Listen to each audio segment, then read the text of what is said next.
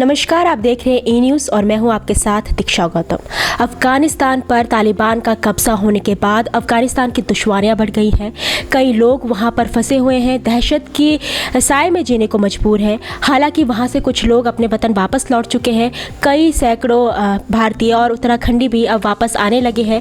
इसी बीच हमारे साथ सविता शाही भी मौजूद हैं, जो अभी उत्तराखंड वापस लौटी हैं अफ़गानिस्तान से। उनसे जानेंगे कि उनका सफ़र कैसा रहा। नमस्कार, मैं सविता शाही। 17 को हम लोग वहाँ से चले हैं अर्ली मॉर्निंग, और 18 को हम लोग अर्ली मॉर्निंग ही घर पहुँच गए थे 1 बजे के करीब। तो जब हम लोग वहाँ पर थे तो 13-14 से शुरू हुआ था वहाँ पर। तो पहले तो बिल्कुल सही था, कोई परेशानी नहीं थी, कोई मतलब आए दिन ब्लास्टिंग वगैरह, फायरिंग वगैरह, लॉन्चिंग वगैरह तो होते रहते थे बाहर, लेकिन हम लोग सेफ़ थे, बेस के अंदर थे। अमेरिकन वहाँ पर 42 कंट्रीज़ के आर्मी पर्सन डिप्लॉयड थे, तो हम लोग वहाँ पर सेफ़ थे, सिक्योर थे। लेकिन जब ये माहौल तो था ही, पर इतना डर नहीं था। लेकिन जब अचानक 14 और 15 को जब ये बिल्कुल वहाँ पर फायरिंग शुरू होने लगी और तालिबान बहुत ही नज़दीक आ गए हमारे, और उसके बाद वहाँ पर बहुत अफरा तफरी मच गई। लोग अपने आप को बचाने के लिए हर कोई जद्दोजहद करने लगे। कोई मतलब किसी से रिक्वेस्ट कर रहे हैं, कोई कहीं से रिक्वेस्ट कर रहे हैं। लेकिन हम जहाँ पर काम करते थे, मतलब मैं मेडिकल टीम को असिस्ट करती हूँ, और उन्होंने हमें ये बोला कि आप लोगों को घबराने की ज़रूरत नहीं है, आप लोग बिल्कुल सुरक्षित हैं। जहाँ भी होगा, जैसा भी होगा, हम आप लोगों को रेस्क्यू करेंगे। चाहे वो हमारे साथ नॉर्वे की टीम भी काम करती थी, तो उन्होंने बोला हम चाहे नॉर्वे ले जाएं, चाहे यूएस ले जाएं, यूके ले जाएं, कहीं भी आपको रेस्क्यू ज़रूर करेंगे, आप लोग निश्चिंत रहे। पर अब डर का माहौल तो था ही। इसी बीच हम लोगों को नॉर्वे ले जाने के लिए बुलाया गया। हम लोग गए भी, और बट फायरिंग शुरू हो गई थी वहाँ पर, वो हम लोग फ्लाई नहीं कर पाए। फिर हम लोग जब अपने रूम में आए तो मेरे ब्रदर इन लो भी मेरे साथ काम करते थे, वो सिक्योरिटी ऑफिसर हैं वहाँ पर, क्लास 1 एरिया में वो सिक्योरिटी का जॉब करते हैं। तो उन्होंने जो एम्बेसी का टीम आ रहा था उस दिन, तो उनके साथ वो टच में थे, और उन्होंने उनके जो टीम लीडर थे उनसे बात किया, और उन्होंने बोला कि आज एम्बेसी की सारी टीम जा रही है, और वहाँ से एयरफोर्स का विमान आ रहा है, और अगर आप लोग कितने, हमने बोला हम 5 लोग हैं। तो उन्होंने बोला कि अगर आप लोग आ सकते हो तो हमारे साथ आ जाइए, हम आपको लेकर जाएंगे। तो फिर हम फटाफट तैयार होकर 3-3:30 बजे एयरपोर्ट पहुंच गए। एयरपोर्ट और हमारे एकोमोडेशन का डिस्टेंस 10 मिनट का होगा।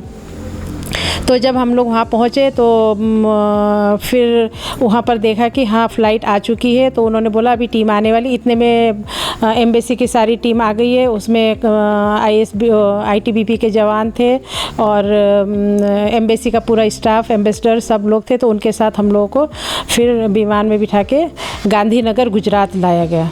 जब हम लोग गांधीनगर गुजरात पहुँचे तो उन्होंने अच्छा हमें वेलकम किया, हमें मतलब रिफ़्रेशमेंट, खाना वाना इधर उधर करके फिर उन्होंने बिकॉज़ इतने लोग थे उस विमान में कि बैठने की जगह नहीं थी। काफ़ी लोग तो ज़मीन पर बैठ कर आए हैं, मतलब फ्लोर में उसमें बैठ कर आए हैं, पर उन्होंने सबको रेस्क्यू किया। उसके बाद फिर हम लोगों को दो प्लेन से फिर गाज़ियाबाद दिल्ली छोड़ दिया। फिर वहाँ से फिर हम लोग टैक्सी करके घर आ गए। आप लोग कितने लोग जो है इंडिया वापस आए हैं, इंडिया और उत्तराखंड? उसमें हम लोग 7 लोग उत्तराखंड आए हैं। टोटल 7 लोग थे हम लोग। उसमें से 2 उत्तराखंड के थे, 2 हैदराबाद के थे, 1 चेन्नई का और 1 आंध्र प्रदेश के। 7 लोग थे हम लोग। आपने 8 साल वहाँ काम किया है, तो किस तरह से 8 साल पहले का जो माहौल था और एकदम से फिर तालिबान ने वहाँ कब्ज़ा किया, तो किस तरह से माहौल एकदम से बदला? ये तो हम भी समझ नहीं पाए। हमें तो बोला गया था कि आप लोगों का कॉन्ट्रैक्ट दिसंबर तक का है, दिसंबर तक आप लोग रहेंगे, हो सकता है उसके आगे भी एक्सटेंड होगा। और जो अमेरिकी एक्सपर्ट की जो रिपोर्ट थी, उन्होंने बोला 3 महीने तक तो तालिबान काबुल में घुस भी नहीं पाएगा। लेकिन पता नहीं क्यों अफ़गान गवर्नमेंट ने इतना खुद को सरेंडर कर दिया। उनके जवान कोई भी फाइट, मुझे लगता है कि किसी ने भी फाइट नहीं किया, कोई भी उनके अगेंस्ट में नहीं लड़ा। उन्होंने जैसे होता है ना कि लो आओ और ले जाओ अपना राज करो बोलकर, उन्होंने बिल्कुल, और पता ही है आपको प्रेसिडेंट तो वो भाग ही गया था, उनका कैबिनेट मिनिस्टर भाग गया था, उनका फाइनेंस मिनिस्टर सब आउट ऑफ कंट्री चले गए। तो उन्होंने अब क्या है ये तो उनको ही मालूम होगा, हमें तो कुछ पता नहीं चला। हम भी खुद शौक में है कि जिसका अभी 13 तारीख तक हमें कोई कुछ भी नहीं था कि हम लोग एक्सटेंड हो रहे हैं, हमारे जो कोवर्कर हैं वो उनको वेकेशन भेजा जा रहा था कि आप लोग वेकेशन जाओ और आराम से आओ बोलकर, लेकिन अचानक ही माहौल ऐसे बदला कि उन्होंने पूरा उन तालिबान के अंडर में आ गया। आपके साथ कई और कंपनीज भी थी, उनका क्या हाल है? मतलब और कितने, आपको अंदाज़ा हो कि कितने इंडियंस और वहाँ फंसे, इंडियंस के अलावा और भी लोगों के देश हैं, और वो कितना अपने नागरिकों को जो रेस्क्यू करने में क्या हेल्प कर रहे हैं? अब जो हमारे साथ के थे, जो हमारी कंपनी थी, वो तो खैर ऑलमोस्ट जा चुके हैं। कोई घर पहुंच गए हैं, कोई अभी नॉर्वे में है, कोई दोहा में है, कोई यूके में है, कोई, लेकिन मोस्ट ऑफ द जो कंट्रीज़ है उनके लोग और काफ़ी कंपनीज़ ऐसे हैं जो अपने एम्प्लॉय को छोड़कर भाग चुके हैं। वो मतलब कंटिन्यूस रिक्वेस्ट कर रहे हैं कि प्लीज़ हमें रेस्क्यू करो, हमें बचाओ। इवन उनको खाने तक के लाले पड़ रखे हैं, खाना भी उनको नहीं है कि कहाँ से लाएंगे। एक कमरे में बैठे हुए 120 लोग एक कमरे में बैठे हैं। कई लोग तो अभी कल की न्यूज़ है, कल शाम की न्यूज़ है, और तालिबान ने कई लोगों को तो कैप्चर किया हुआ है, और वो फिरौती उनको किसी कंपनी ने $60,000 देकर अभी कितने लोगों को उन्होंने छोड़ा है। अभी वो अंदर आर्मी टर्मिनल में पहुंच गए हैं, शायद वो 1-2 दिन में निकल जाएंगे वहाँ से बाहर ना। अभी आप जिस हालात से निकली अफ़गानिस्तान से, अगर फिर से वहाँ पे चीज़ें नॉर्मल हो जाती है तो क्या आप फिर से अपनी वही जॉब दोबारा कंटिन्यू करेंगी अफ़गान जाके? नहीं, मतलब ये स्थिति आने से पहले हमारे जो बॉस थे उन्होंने बोला था शायद मतलब कंडीशन थोड़ा सा बिगड़ सकता है, तो हम लोग क्या करेंगे, आप लोगों को घर भेजेंगे, आप लोग 3-4 महीना घर में रहिए, उसके बाद जनवरी में री-इस्टेब्लिश होगा, मतलब अगेन री-इस्टेब्लिश करेंगे। तो आप लोग जो आना चाहेगा हम उनको कॉल करेंगे, आप लोग फिर आके फिर एज इट इज़ जैसा पहले था वैसा हो जाएगा। लेकिन बीच में हो सकता है थोड़ा सा मतलब चेंज हो जाए, पर इतना चेंज होगा ये हमें मालूम नहीं था। इतना चेंज हो जाएगा कि कोई भी समझ नहीं पाया कि ऐसे सडनली बिल्कुल surrender all over the Afghanistan, they surrender hand over to Taliban. तो आपको लगता है कि अब हालात नहीं सुधरने वाले अफगानिस्तान? मुश्किल है, जिस कंडीशन में अभी अफगानिस्तान है वो हालात तो नहीं सुधर सकते। हाँ, अगर अमेरिका फिर से मतलब वहाँ पर जाकर उनको थोड़ा वो करे तो हो सकता है, पर बस अभी जो कंडीशन है, जो हमने देखा है, वो तो बहुत ही क्रिटिकल कंडीशन है। वहाँ पर जिस तरह से लोग अपने घरों में मतलब कांटेक्ट करने की कोशिश करें, क्या वहाँ पर ट्रैफिक जैमर वगैरह लगा के नेटवर्क रोक दिया जा रहा है कुछ? आपने किस तरह से मतलब उस बीच अपने घर वालों से कांटेक्ट? नहीं, हमें तो कोई प्रॉब्लम नहीं थी नेटवर्क की। जब हम लोग आए, हमारा तो जो बेस था बिल्कुल सेफ़ एंड सिक्योर था।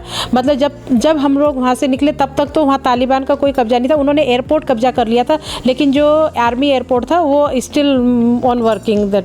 तो वहाँ पर ऐसा भी कोई दिक्कत नहीं है ट्रैफिक जैमर लगा के या कांटेक्ट करने की? आउटसाइड मुझे नहीं पता, क्योंकि आउटसाइड हम लोगों का आना जाना नहीं है। हम लोग तो 8 साल वहाँ रहे, हम कभी भी अपने बेस से बाहर नहीं निकले। हम लोग वहीं से फ्लाई होते थे, वहीं से अंदर आते थे बस। आपके जानने में और आपके रिश्तेदार जो अफगानिस्तान में फंसे हैं, कितने लोग ऐसे हैं? अभी काफ़ी लोग हैं, हमारे नेबर्स भी। अभी जो हमने वीडियो देखा है उसमें उनकी भी फ़ोटो देखी है, वो यही कह रहे हैं कि उनको खाना भी नहीं मिल रहा है और नेटवर्क भी शायद नहीं है। वो लोग कहीं से कैसे करके मतलब एक को कांटेक्ट कर रहे हैं, तो उसी में वो बोल रहे हैं कि इसको मतलब सब में फैला दो बोलकर। तो बहुत परेशानी है, लेकिन मैं तो अपने आप को बहुत धन्य मानती हूँ। मेरे परिवार वालों का आशीर्वाद है, मेरे पेरेंट्स का आशीर्वाद है, मेरे जो वेल विशर हैं उनका बहुत बहुत शुक्रिया अदा करती हूँ कि उनके आशीर्वाद से आज मैं ठीक ठाक अपने घर में पहुँच गई, अपने परिवार वालों के साथ हूँ, खुश हूँ। मेरे परिवार वाले भी खुश हैं। लेकिन मैं आप मीडिया वालों से भी और अपनी सरकार से भी मतलब रिक्वेस्ट करती हूँ कि प्लीज़ उनको भी कैसे भी हो रेस्क्यू किया जाए, उनको भी मतलब जैसा भी करके उनको भी लाया जाए, वो भी अपने परिवार वालों से मिले। बस उसी का आप लोगों का मतलब मैं बहुत बहुत शुक्रगुजार हूँ इंडियन एयरफोर्स टीम की, जिनके साथ हम लोग आए, हम रेस्क्यू हुए, उन्होंने हमें रेस्क्यू किया। उनका मैं बहुत बहुत दिल से स्वागत करती हूँ और धन्यवाद देती हूँ। और जो मेरे भाई वहाँ फंसे हैं उनके लिए मैं आप लोगों से रिक्वेस्ट करती हूँ कि प्लीज़ उनकी हेल्प कीजिए। 15 अगस्त के दिन जो है तालिबान ने अफ़गानिस्तान पर पूरा कब्ज़ा करने की कोशिश मतलब कर ही दिया था, कर चुके थे। तो उसके बाद जो है सरकारें जो है इंडियन सरकारें या उत्तराखंड सरकारें, लोग हर जगह से जो सरकारें, राज्य सरकारें, वो अपने लोगों को सतर्क करना चाह रही थी कि लोग निकल जाए जल्द से जल्द, हालात ख़राब होने से पहले। तो क्या आपको भी कोई एडवाइजरी जारी हुई उत्तराखंड सरकार की तरफ से या भारत सरकार की तरफ से? नहीं, भारत सरकार ने तो जारी कर दिया था। उन्होंने तो बोल दिया था कि भाई जो जितनी जल्दी निकल सकता है निकल जाओ। जो उनके एडवाइज़र थे उन्होंने एडवाइजरी जारी किया था। तो उसमें मेरे को भी वो आया था कि अफ़गानिस्तान की स्थिति ख़राब होने वाली है, अगर आप लोगों को जितनी जल्दी हो सकता है कोई भी जो भी फ़्लाइट मिलता है आप आ जाओ। लेकिन हम लोग ओवर कॉन्फिडेंट थे शायद, कि हमें ये लग रहा था कि काबुल को नहीं कब्जा कर पाएंगे वो, क्योंकि काबुल इतना सेफ़ एंड सिक्योर है, हाईली सिक्योर है वहाँ पर। तो ये हमें बिल्कुल भी नहीं लगा था कि वो काबुल में इतनी जल्दी, मतलब वहाँ के जो प्रेसिडेंट हैं, उनके जो गार्ड्स हैं, जो पुलिस कर्मचारी हैं, जो उनके सोल्जर हैं, वो इतनी जल्दी सरेंडर कर देंगे क्या। उन्होंने तो 24 आवर्स के लिए भी उनको नहीं रोका। 24 आवर्स के लिए भी, जैसे होता है ना, जैसे फाइटिंग दोनों तरफ, बिल्कुल नहीं ऐसे किया उन्होंने कि ओके सरेंडर, जैसे वो आए ओके उन्होंने हाथ खड़ा कर दिया। मतलब पता नहीं अब उनका क्या है क्या नहीं है, ये तो उनको ही मालूम होगा, हमें तो नहीं मालूम है। लेकिन पर हमारी गवर्नमेंट ने हमें पहले चेतावनी दे दी थी कि आप लोग जितनी जल्दी निकल सकते हो निकल जाओ। लेकिन हम लोग को बिल्कुल वो नहीं था कि ऐसी कंडीशन हो जाएगी वहाँ पर। बस इसी वजह से हम लोग रुके। लेकिन पर हमारे जो भी हमारे कंपनी वाले हैं, जो हमारे बॉस हैं, वो अभी हमारे टच में है। उन्होंने ये बोला है कि मतलब लास्ट तक हमारे टच में रहे। उन्होंने बोला हम लोग आप लोगों को नहीं छोड़ेंगे, जब तक आप लोग को नहीं रेस्क्यू करेंगे हम लोग नहीं जाएंगे यहाँ से।